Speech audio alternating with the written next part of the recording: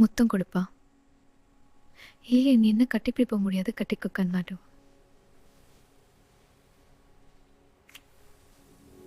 கோர்ட்ல போயிட்டு கவுன்சிலிங் வைக்கிறாங்க. கவுன்சிலிங்ல பார்த்தீங்கன்னா, அன்பு வந்து கண்மணி கூட தான் வாழுவேன் அப்படிங்கிறாங்க. ஏன் அப்புறம் டைவர்ஸ்ல கையெழுத்து போட்டு இப்படிலாம் படுத்தி எடுக்குறீங்க அப்படின்னு கண்மணின்னு திட்டுறாங்க. இங்க பாரு கண்மணி, எப்படியாவது சேர்த்து சேர்த்து வச்சுருவாங்க நம்மள. கோர்ட் அப்படியே பிரிச்சிராது அப்படின்னு தான் நான் இப்படி பண்ணேன் அப்படிங்கிறாரு. அதுக்கப்புறம் 2 பேருக்கும் சரி வரல. நீதிபதி முன்னாடி கொண்டாந்து நிறுத்துறாங்க. கேட்டா, எனக்கு இவரு வேணாம் அப்படின்னு ஸ்ட்ரிக்ட்டா சொல்ல, அன்பு இருந்துட்டு, எனக்கு என் பொண்டாட்டியோட சேர்ந்து வாழதாங்க ஆசை. ஆனா, அவ என் கூட வாழ மாட்டேன்னு சொல்றா. அவ விருப்பப்படி என்ன வேணாலும் பண்ணிக்கங்க அப்படின்னு சொல்ல, அவ்வளோ சீக்கிரம்லாம் நாங்க விட்டுற முடியாது. நீங்க 2 பேரும் 6 மாசம் ஒண்ணா இருக்கணும். 2 பேரும் சந்தோஷமா இருக்கணும். அதுக்கப்புறம் மனசு பிடிக்கலன்னா பிரிஞ்சுக்கலாம் அப்படின்னு சொல்லி தீர்ப்பு சொல்லிர்றாங்க. இப்ப வீட்டுக்கு வந்துடுறாங்க. 2 பேரும் ஒண்ணா இருக்கிறாங்க. அவங்களுக்கு பிடிக்கவே இல்ல கண்மணிக்கு. போய் போய் அன்பு போய் வம்பிழுத்துட்டே இருக்காரு. "இங்க பாருங்க, என் பக்கத்துல வராதீங்க போங்க" அப்படின்னு சொல்லி சொல்லி தள்ளி தள்ளி விடுறாங்க. அங்க வீட்ல இருக்கவங்க, "ஏய்! அப்படிலாம் பண்ணாதடி. அப்புறம் கோர்ட் வந்து உன்னை ஏதாவது சொல்லும். என்ன சொல்லப் போகுது? எனக்கு தான் பிடிக்கலன்னு சொல்றேன். பிடிக்காதவள சேர்த்து வச்சா நான் என்ன பண்ண முடியும்?" அப்படின்னு சொல்லிட்டு, சரி நான் போயிட்டு கடைக்கு போய் ஜாமான் வாங்கிட்டு வரேன். வெளில போறாங்க. வெளில போனா அன்பு பின்னாடியே போறாரு. இங்க இவங்களுக்கு இப்படி நடந்தது வெண்ணிலாவுக்கு தெரியுதுங்க. ஏன்னா, இங்க அன்பு சொல்றாரு இல்லையா அவங்க அம்மாகிட்ட.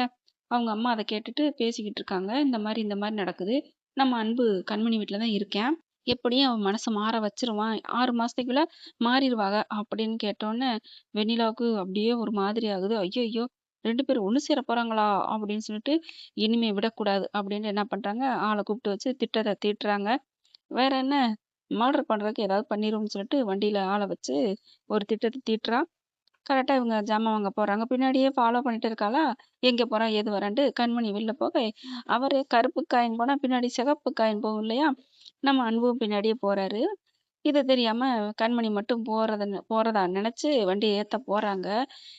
அன்பு பின்னாடியே போறதுனால கைய புடிச்சு கண்மணின்னு இழுத்து புடிச்சு 2 பேரும் உருளு உருளுன்னு உருள்றாங்க. ச்சே! இப்படி ஆயிடுச்சே அப்படின்னு பார்த்தா, வண்டி போயிட்டு மரத்துல மோதிடுது நங்குன்னு. இங்க மரத்துக்கு பின்னாடி வெண்ணிலா நின்னுட்டு, ச்சே! இப்படி ஆச்சேன்னு சொல்லிட்டு அந்த மரத்திலே நங்குன்னு குத்துனா, அங்க ஒரு ஆணி அடிச்சிருந்திருக்காய்ங்க. அந்த மரத்துல. அந்த ஆணி கையில நங்குன்னு நல்லா குத்திருது. அது எதுல குத்துதுன்னு பார்த்தீங்கன்னா, நரம்பு இருக்கு பார்த்தீங்களா? அந்த கையில குத்திருது. அம்மான்னு கத்திக்கிட்டு விழுக, இங்க 2 பேரும் எந்திச்சு பார்க்குறாங்க. என்னன்னு பார்த்தா வெண்ணிலா. இவ தான் இப்படி பண்ணியிருக்காளோ! அடி பாவி! அப்படின்ட்டு ஓடியாந்தா, வெண்ணிலா மயங்கி கிடக்கு. என்னன்னு பார்க்குறாங்க, அவங்க கையில இருந்து அப்படியே ரத்தம் ஊத்துது. ஐய்யய்யோ! உயிர் நாடி நரம்பு கட்டாயி போயிட்டுருக்கே! ஆணி நல்லா குத்திருச்சு போலருக்கே! அப்படின்னு சொல்லிட்டு எவ்வளவோ பார்க்குறாங்க. சரி நம்ம ஆஸ்பத்திரி தூக்கிட்டு போவோம் பாவம் அப்படின்னு சொல்லிட்டு அன்பும் கண்மணியும் முடிவுக்கு பண்ணி தூக்கிட்டு போறாங்க.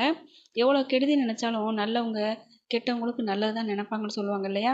அதனால ஆஸ்பத்திரி தூக்கிட்டு போறாங்க. சீரியஸான கண்டிஷன்ல இருக்கு. அவங்க அம்மாவுக்கும் தகவல சொல்றாங்க. அவங்க அம்மா வருது. வந்து பார்த்தா, "அடி இப்படி ஆக்கிட்டியேடி பாவின்னு" அழுகுறாங்க. பாட்டி எல்லாருமே வந்துடுறாங்க. "நீ தாண்டி ஏதோ பண்ணிட்ட" அப்படின்னு மறுபடியும் சொல்லுது. கண்மணி அன்பும் பார்க்குறாங்க. "உன்னையெல்லாம் திருத்தவே முடியாது பாட்டி" அப்படின்னு சொல்லிட்டு, "எங்க கடமை ஆஸ்பத்திரியில சேர்த்துட்டோம். எங்கள தான் இவ ஆள வச்சு தீர்த்து கட்ட பார்த்துருக்கா. ஆனா நாங்க நல்லபடியா காப்பாத்திட்டோம். அதுக்கு மேல உங்க விருப்பம் போங்க" அப்படின்ட்டு போயிடுறாங்க.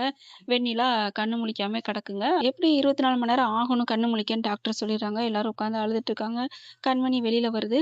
அன்பு பின்னாடி வந்து நிக்கிறாரு. ஒண்ணும் சொல்லாம வந்து அவருக்கு அன்பு கைய பிடிக்கிறாங்க. "கண்மணி" அப்படிங்கல, "என்ன வாங்க வீட்டுக்கு போவோம். எப்படி சும்மா நடந்து போ முடியும்?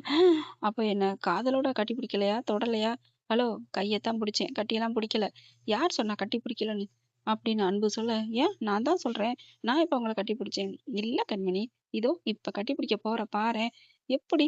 இந்தா இப்படித்தான்" அப்படின்னு இழுத்து அணைச்சு கட்டி பிடிக்கிறாங்க. அங்க எல்லாரும் "ஐயையோ!" அப்படின்னு ரோட்ல போற வரவங்கலாம் வெட்கப்படுறாங்க. என்ன ஃப்ரெண்ட் இவ்ளோ போனா நல்லா தானே இருக்கும். பார்க்கலாம்.